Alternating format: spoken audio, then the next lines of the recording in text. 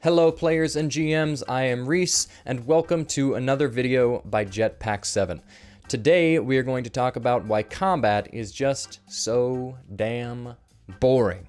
But mostly, we're going to talk about how to make it better because, honestly, combat in 5e is very vague compared to previous editions, which I personally think is a good thing because it lets the DMs play a little bit more, but if your combats are still feeling a bit like Attack Roll Simulator, then this video will definitely help you out. Before I get started, I want to ask you to please like, subscribe, comment, and share. We want to hear from as many people as possible, and it helps us more than you can possibly imagine. Enough of that though, let's get down to business to defeat the and talk about what you can do to make your combat more exciting and more unique. I'm not going to tell you how to describe your players' attacks or what monsters are fun to fight or anything like that. My goal with this video is to give you new ideas to use when building your combat encounters. I want to give you real, applicable advice that I have picked up over my years of DMing and sometimes still struggle to remember to apply in my own campaigns. Let's go ahead and get started with number 1.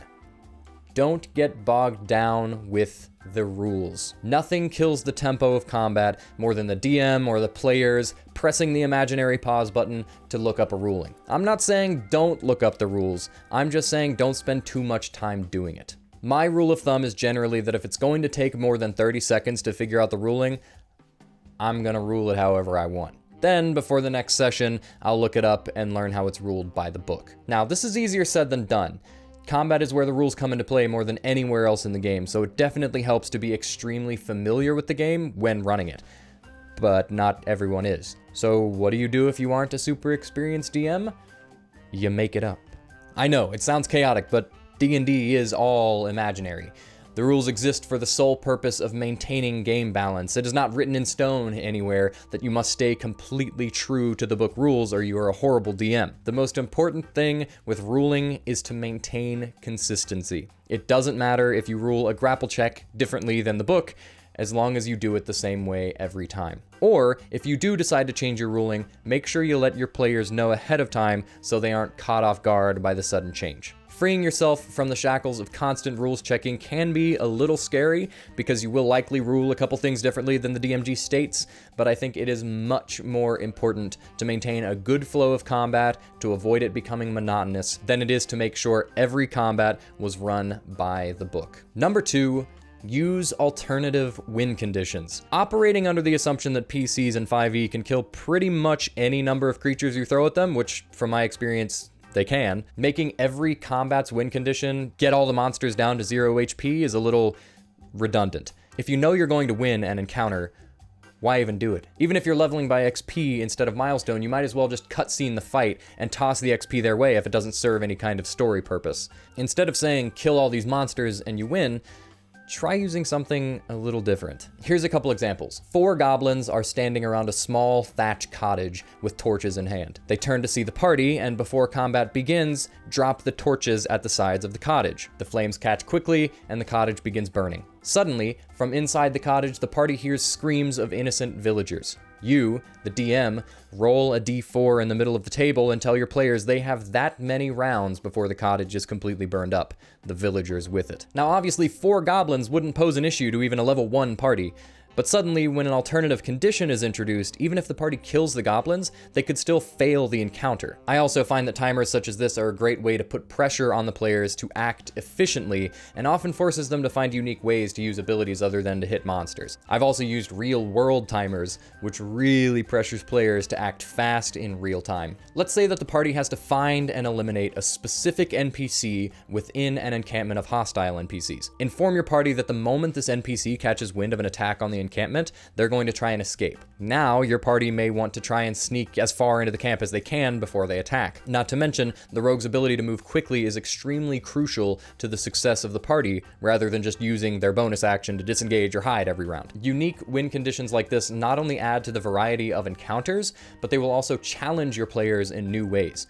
They'll be forced to play completely differently and use their features and abilities in ways they haven't had to before. Number 3, utilize the environment.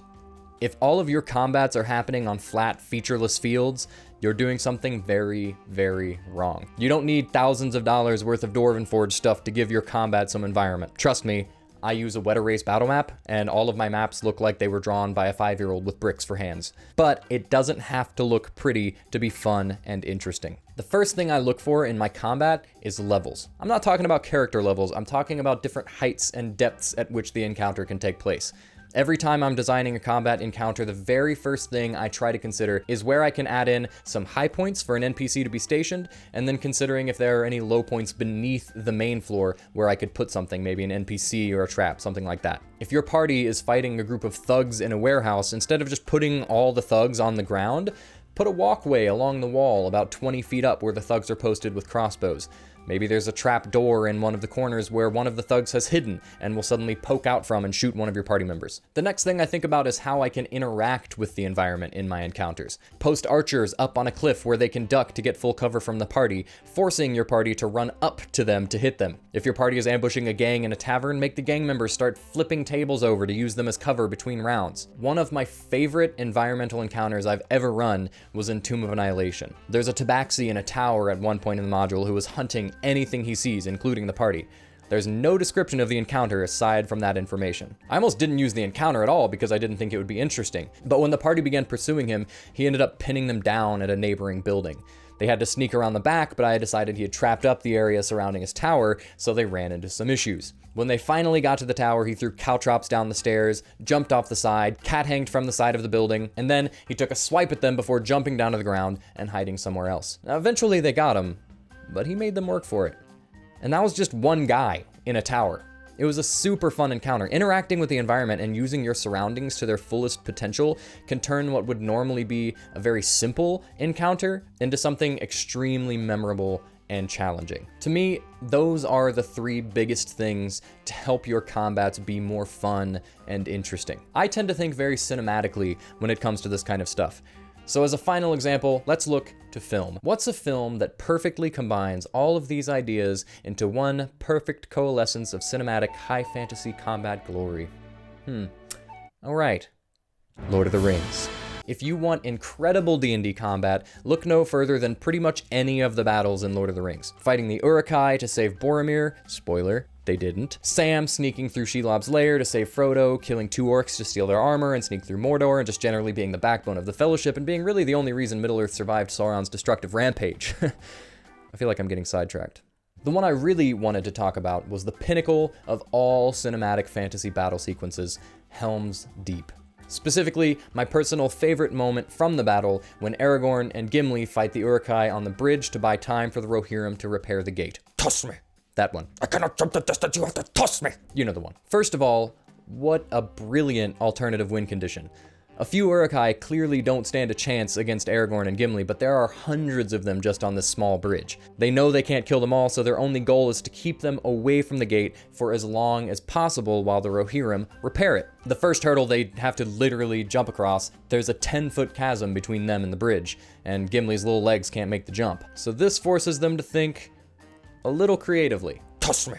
And that's not the only way they utilize the environment. Once they've made the jump, Aragorn and Gimli are trapped on this narrow bridge with hundreds of Uruk-hai in front of them, but the narrowness of the bridge actually kind of works to their advantage because they can't be surrounded. Not to mention, they don't have to just slice their way through every single Uruk-hai, they have the option to just throw them over the side of the bridge. Even in just this one moment, the Battle of Helm's Deep utilizes the idea of alternative win conditions and environment incredibly well, and the rest of the battle is no different. Using these ideas adds a variety to an otherwise relatively simple combat system in 5e, and can make some seriously memorable moments that your players will surely be talking about for years to come. I hope these ideas help you out. Tell us about some of your most memorable combat encounters in the comments, and let us know if you have any tips that I didn't cover. I'd love to make another video about this topic in the future, but until then, thank you so very much for watching, and we'll see you all around.